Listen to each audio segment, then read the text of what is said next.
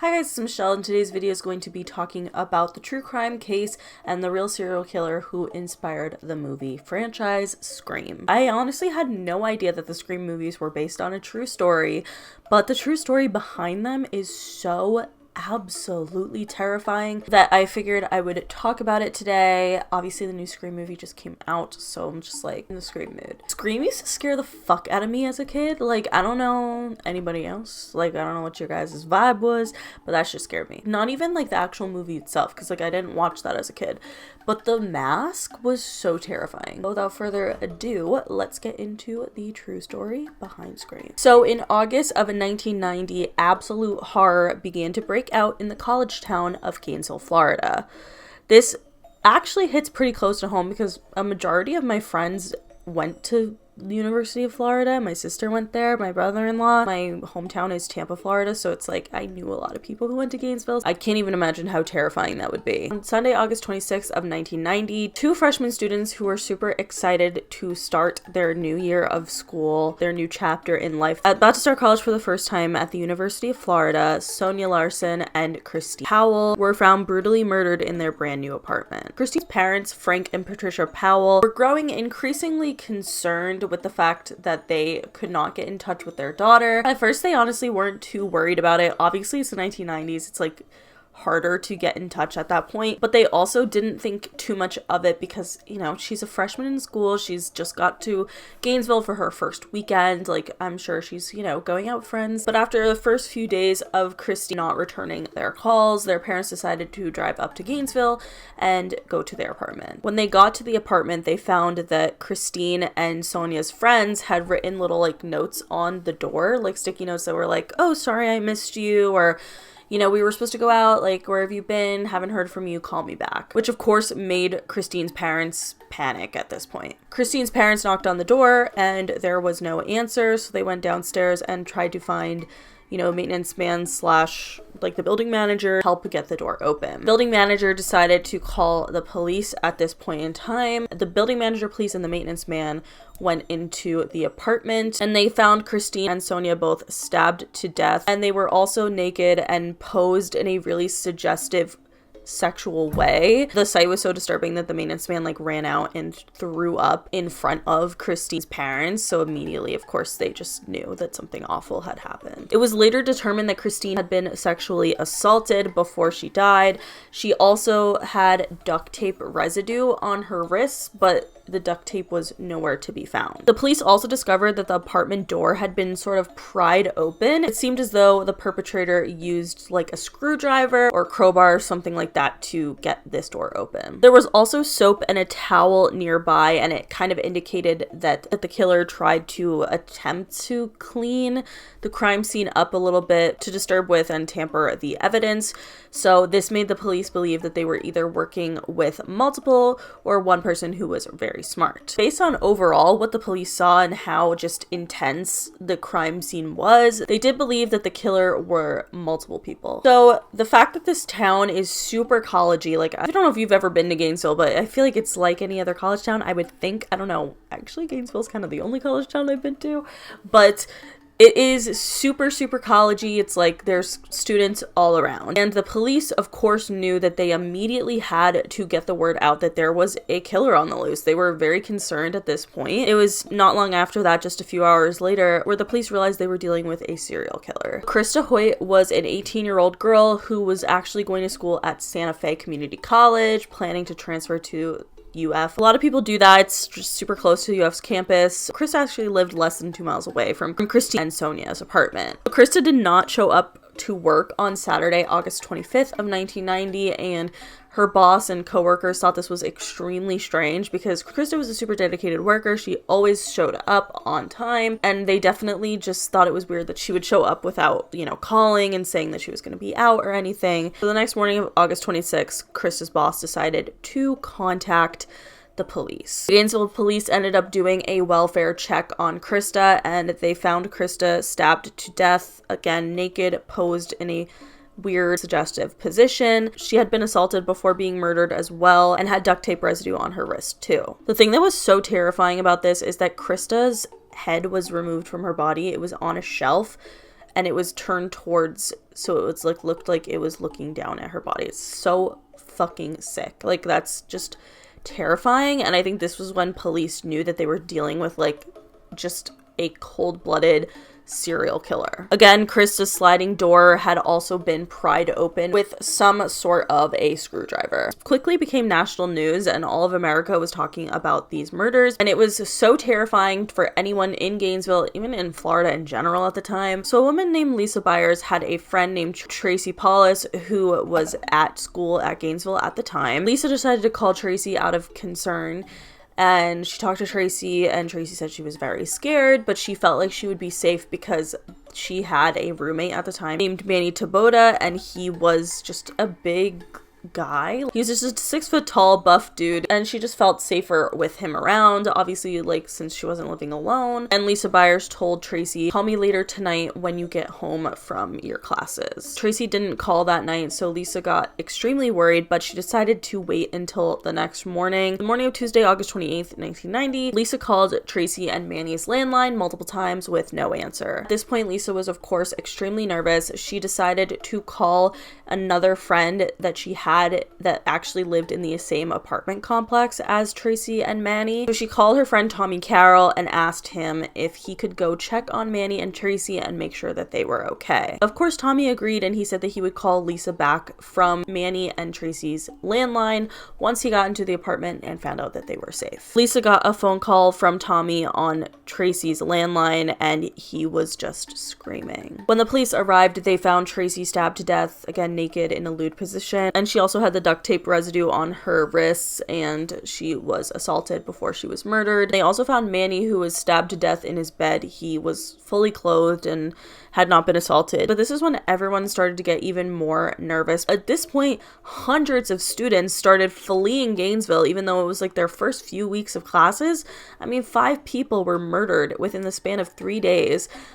That's concerning, obviously. And at this point, they were terrified. They thought that 100% they were dealing with a serial killer, multiple probably. It was terrifying with the new school season starting and there being so many young women around. So that Wednesday, the 29th, police actually arrested 19-year-old Ed Humphreys for domestic abuse after slapping his grandma across the face. So police had received several tips about this Ed Humphreys character, but they didn't really have anything to arrest him for until this domestic abuse happened with his grandmother. And apparently he was just such a sketchy kid. Like, he would carry around a knife. He always said he hated women. He was just basically up to no good. He would walk through the forest at night. He was fucking weird, just creepy looking kid. Like, honestly looks like a serial killer. So the police, of course, wanted to investigate him, so they posted his bail at $1 million, which is very, very high, obviously 1990, but also in general for a domestic abuse case.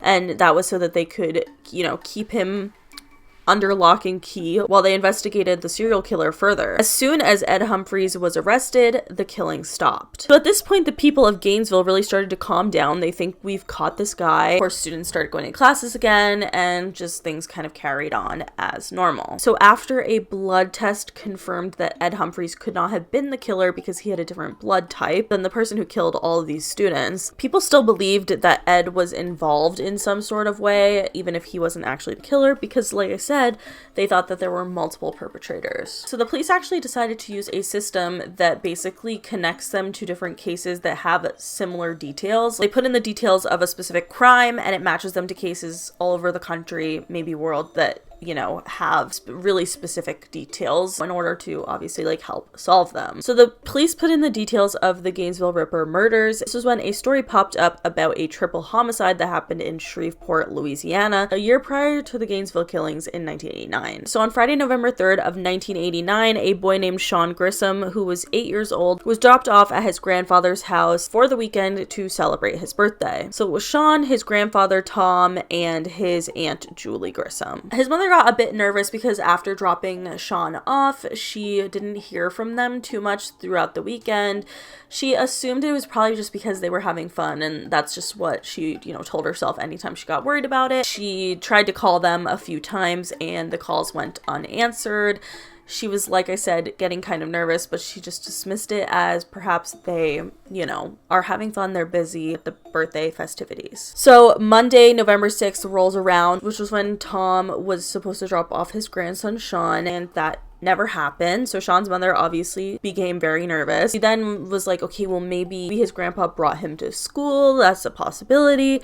So she calls the school, and the school says that Sean did not come to school today. Obviously, this was when she began panicking. She called the police. When the neighbors went to try to check in on them, the door was unlocked, and they go inside and found Sean and Tom stabbed to death. 24-year-old Julie Grissom was found naked on her bed, sat up in a suggestive position, and she had been stabbed in the back. She also had been assaulted prior to her death, and she also had vinegar poured on her body in an attempt to scrub away any evidence. So of course, the police a year later, researching this in Gainesville, were immediately concerned with the similarities between the two cases. The police determined that these cases were actually likely to have been connected, even though they were pretty far apart in distance, once they discovered that the blood type of the Gainesville Ripper and the blood type of the person who perpetrated the Shreveport killing matched. That was when they really thought for sure that this person who was killing the students at UF was involved with this murder as well. So the news had broken out that the likelihood of the Shreveport murders and the Gainesville killings were likely to have been perpetrated by the same person or people. They pretty much immediately got a call from a woman named Cindy from Shreveport. This woman claimed that the police should look at a man named Danny Rawlings. She said that he lived in Shreveport at the time of 1989. He was super mentally unstable. He was just an absolute fucking freak. He actually told Cindy's husband that he had a problem because he liked stabbing people. I don't know why. Honestly, it wasn't like a point of content to alert the police that someone said that to them prior to this all happening, but like, whatever. According to Cindy, he also said that he planned on leaving Shreveport to go to a place where he could stare at beautiful young women all of the time. Fucking creep.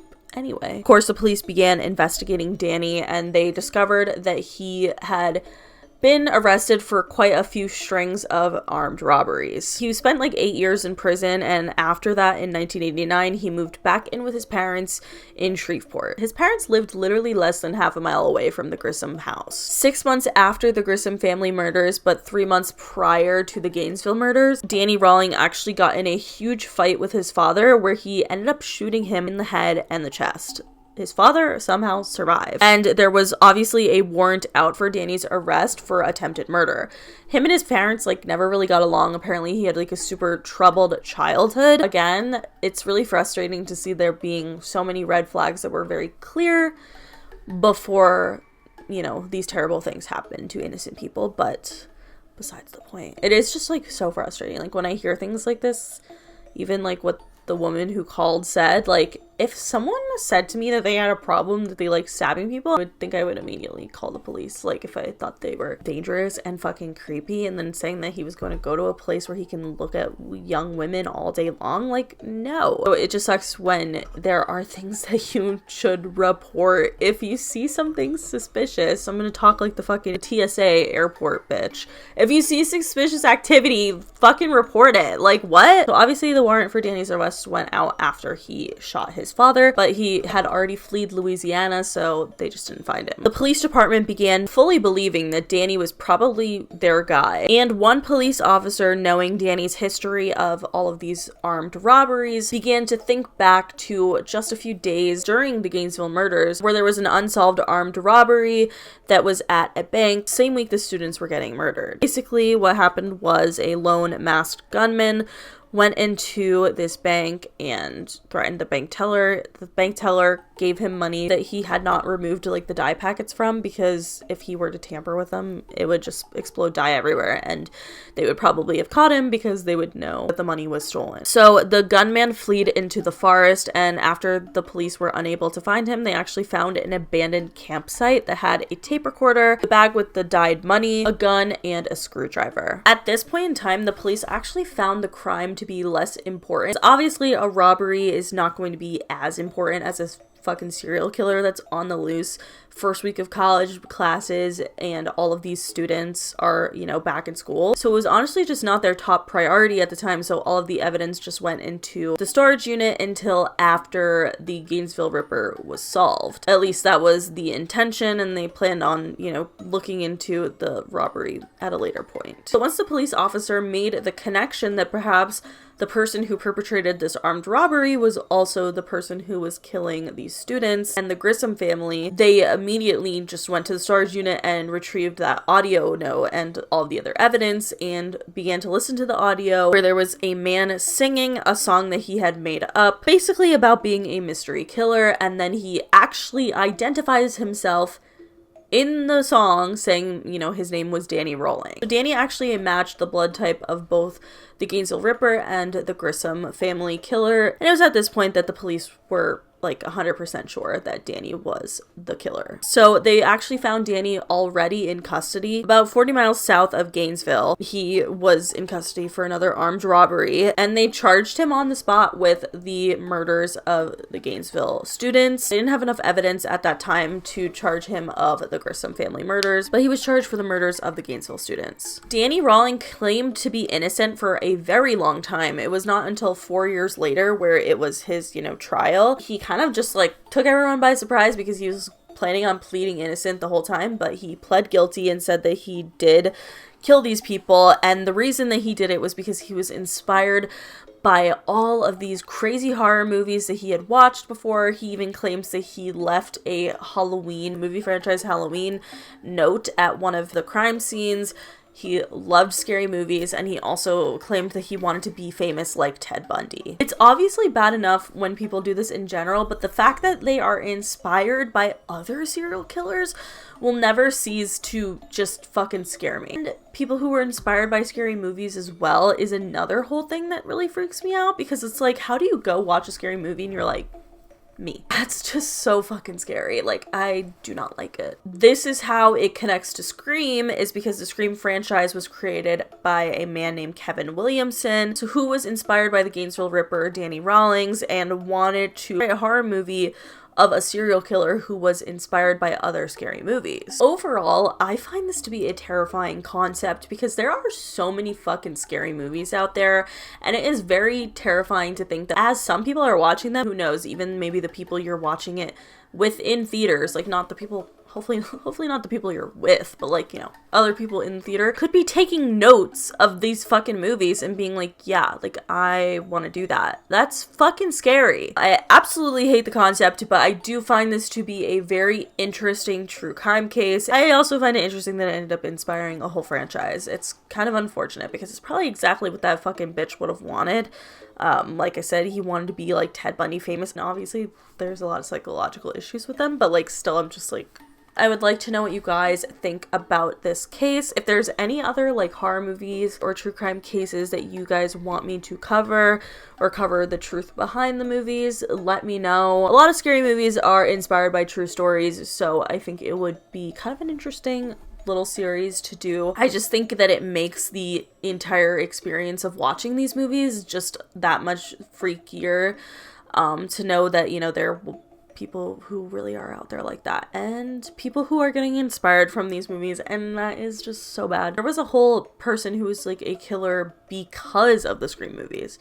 Well, I'm not saying because of them, like you can't blame the movies, but like he said that he was inspired by the Scream movies. Anyway, that is it for today's video. If you guys liked it, please give it a big thumbs up. Let me know in the comments below what you guys think about this true crime case. If, like I said, you have any other cases that you want me to cover, let me know in the comments below. But that is it. Make sure you follow me on Twitter, TikTok, and Instagram, and subscribe for new videos every week, and I will see you guys later. Bye!